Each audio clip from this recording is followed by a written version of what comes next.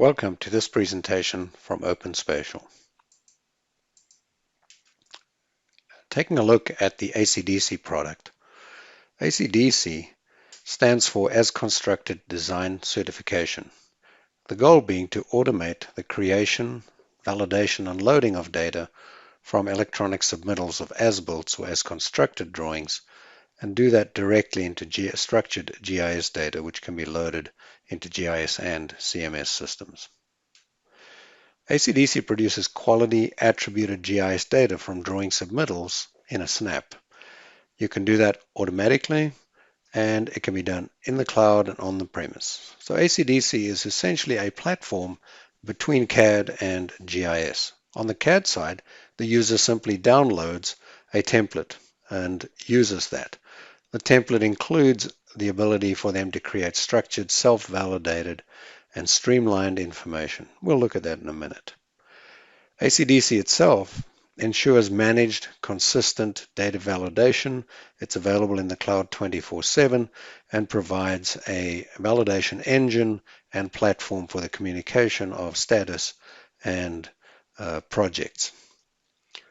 On the GIS side, the data from ACDC is accurate, attributed, and efficient. Let's take a look.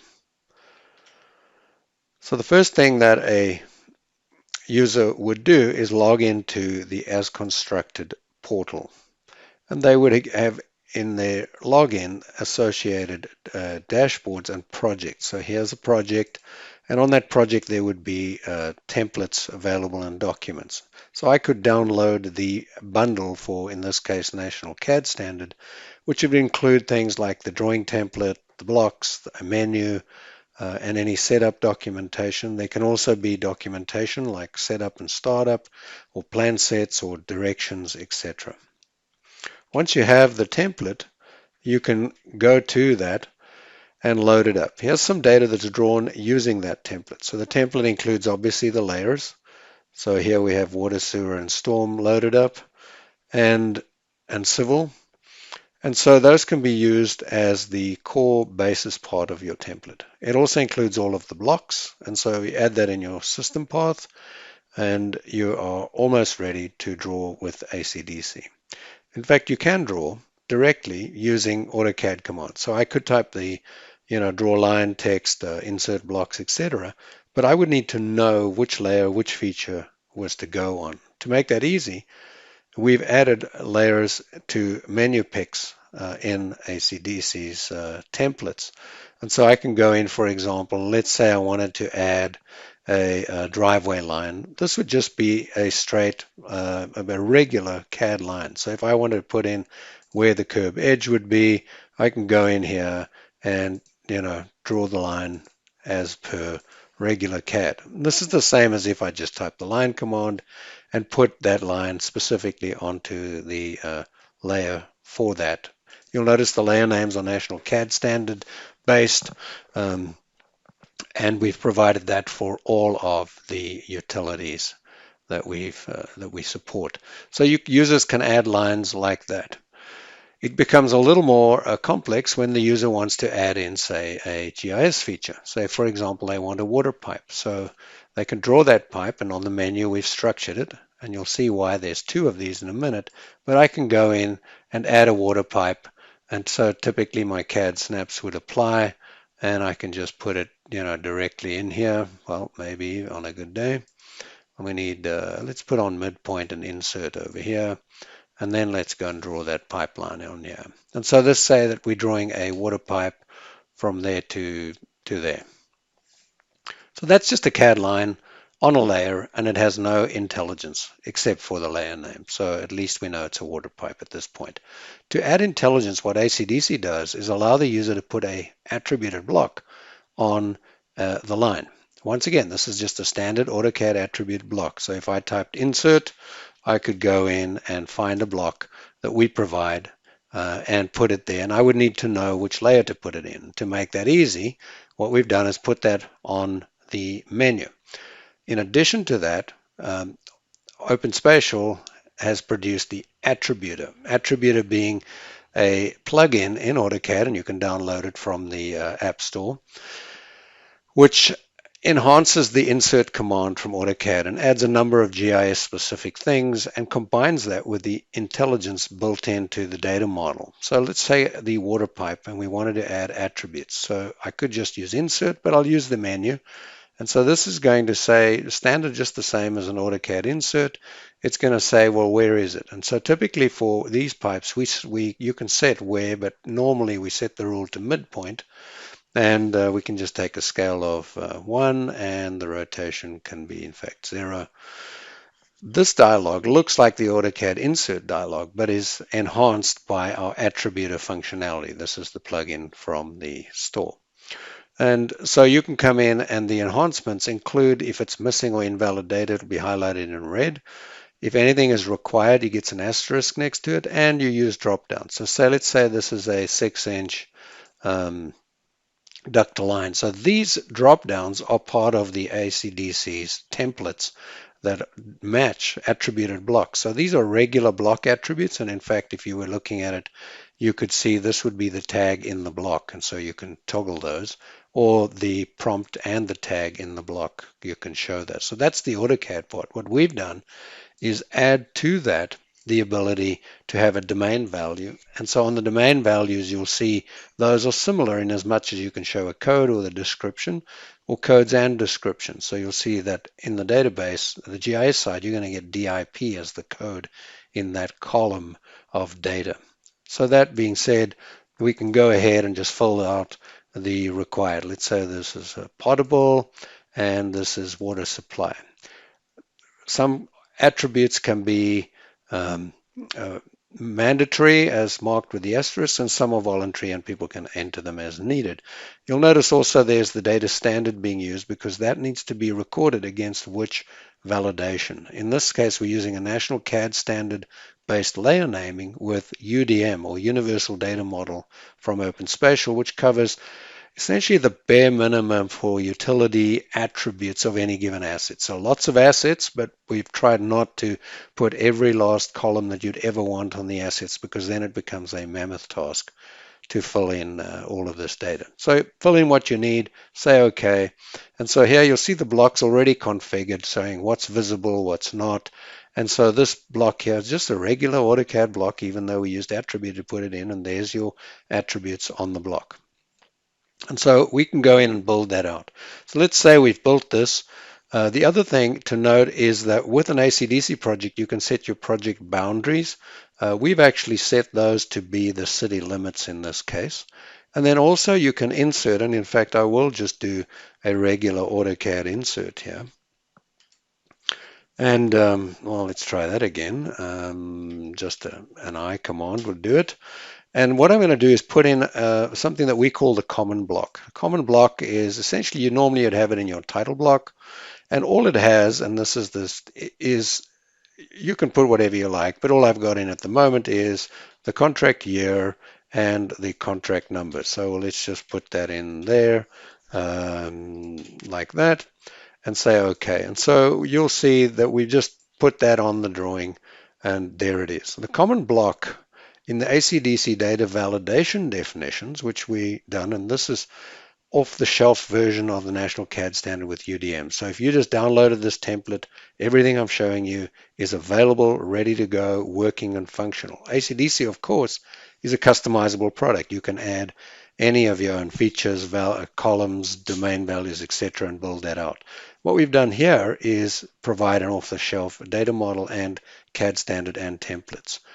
The common block is used by ACDC when you define what data you want on a feature. You can include on that at validation time that the common block information get included on that feature. So that waterline that we added has no project or contract year on it, but we can have a rule in ACDC's validation engine that says look for the common block and apply it across the board to all water pipes, and that way any resultant GIS data is going to have that there. So we also do check for extents. So this drawing is in fact in a local coordinate system, and the items are drawn in real world coordinates within the project extents, and in this case we've just set that to the city boundary. So I can come in and, just to show you This is real data that's been drawn in in location and uploaded there. And so let's say this is a project, and you'll see there's storm data, with cleanouts, catch basins.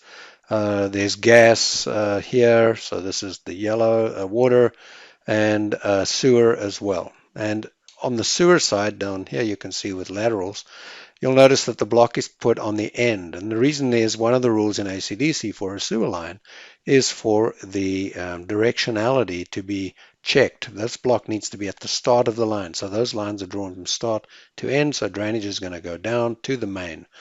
The other thing is you'll notice this is a CAD line. And sometimes lines go along there, and CAD people can just draw a long, drafting, you can draw a long line and then just put blocks along the way. And so one of the things we could do for sewer, for example, is go in and put in a manhole on the pipe here. And so I could come in and say, all right, let's put it on and snap it directly onto this pipe here. So I'm going to go in and put it right there. And we don't worry about the rotation so much. And so this will be, call it manhole 87. And we can type in. So once again, I'm going to need a value here. So the invert elevation 6.72, and the flow type, it knows it's a manhole and it's gravity. And you can then put in, let's say it's a 4.8 depth, and you can put the cover elevation, etc., and fill that in. So once again, we're using Attributor here to fill those in. So there's manhole 87, and it has the depth right there. But notice it doesn't break the pipe. It's just along the pipe. So let's save this drawing. Actually, and I'll turn off. And so we're getting ready now to submit this drawing. And I'm going to go turn off the background map. If this was a part of a drawing set, then this would be the model space for the utilities, and you typically in the final package, obviously you'd insert this within your full-blown layouts and title pages and everything else. But let's just keep with this. So I'm going to go in and go save as, and just save it now with a slightly different name in here, and number 2, and we'll save that drawing. So then you can just log in. So if this is the CAD person, they just draw the template, draw the drawing with the template, and then they can upload this drawing directly into the portal. So let's go to the portal here and go to our project there and go to validations. And we're in that project. We can come in and go submit new.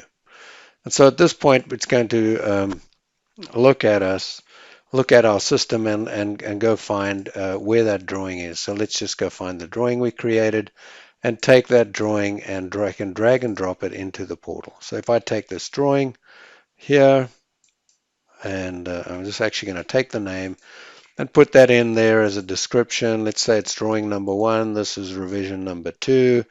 And then you'll choose your customer and your project, and then literally just take the drawing and drag and drop it into the portal. So at this point, you're ready to upload that. And now the magic's going to happen, that the drawing is now going to get uploaded, and you'll notice you can track the progress here. It's going to get uploaded. So we're checking about 1,400 assets here, and we're looking through every attribute. We're looking at geometric snapping, etc. So a drawing of this size would typically take about 6 or 7 minutes, and you can literally watch the progress.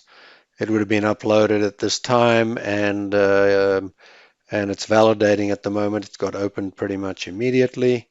So you can go in and track it. Once it's actually done, it's either going to fail and it'll have an icon like this, or it's going to pass. And in this case, it's switched. The toggle to create GIS data has been turned on, so it will convert it and provide converted CAD to GIS information. So you can go in and look at the errors and look at how many there are. You can get an error log. You can download the errors and get the failed information. Or you can go in on a past one. So this is now ready for somebody to go and do a plan check. It's automated, it's certified, and if I was the creator of this drawing and upload it, I could flag it as ready for review, and somebody would actually then see that. This then toggles a notification framework that can send an email to the team or team leads to say, hey, this is ready for review, and it gets flagged as an icon. Also, if the drawing has now passed, you can go in then and download that drawing.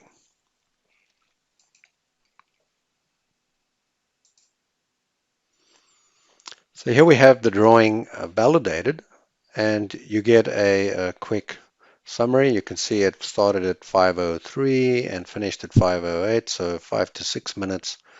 And there's 1,600 entities checked or processed, 1,300 passed. You can see the results, and at this point it's valid that I can come in and actually download the drawing as well as the converted GIS file. And so let's download both of those to take a look. The validated drawing is going to be downloaded there, and then let's also download the GIS data. Well, let's go and take a look at those. So if I just flip over to the downloads, there's those two there, and let's put those in a useful folder. First thing we'll do is actually put the GIS output, and actually I'll put both of these in that folder there. So let's just drop them over here and work with them. So the first thing is, let's go and look then at the validated drawing. So I'll just extract this right here. And we have a CAD drawing here, and I'm going to rename it so we're not confused with my original one, because this has been processed, and it is now a drawing with object data in it. So pretty much it's there. And let's go in and open that drawing. So I'll go File, Open, and we're going to look at that project. So I put that in the GIS output, and we want the drawing here with this guy.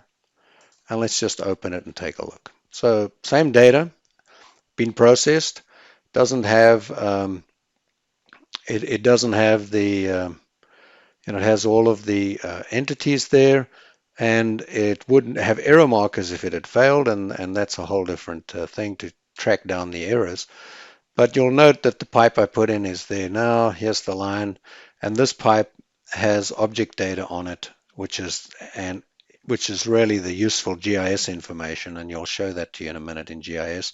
It's also automatically put the layer, the length, and notice the contract year and number is put there automatically and built out. So this is now structured data where you literally have a line that is useful and can be validated. And so we've done that for all of these. So if you look at like a sewer manhole, it's got object data, all of the type of information.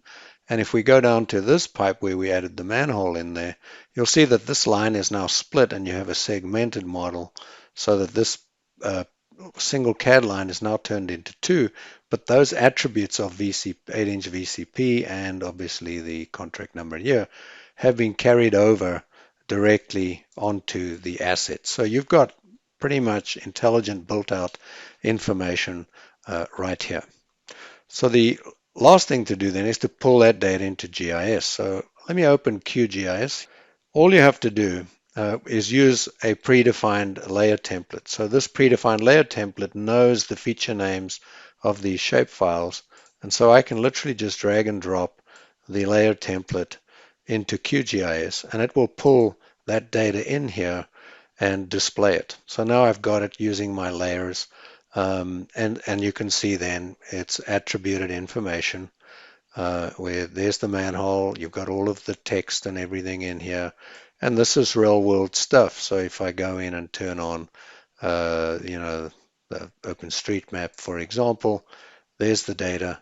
And so within literally 6 minutes plus a little bit of upload and download time, I have GIS information from the same CAD information over here, and it is attributed, validated, and checked, including things like directionality and touching. Like another rule is that a sewer lateral has to touch a main as well. And so, very, very structured. So we've got all the gas, sewer, storm, water, and various other lines like right-of-ways and easements, etc., directly in GIS at this stage.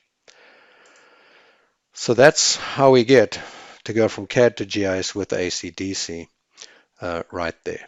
You can find out more information asconstructed.com or openspatial.com, or validation.openspatial.com provides additional information.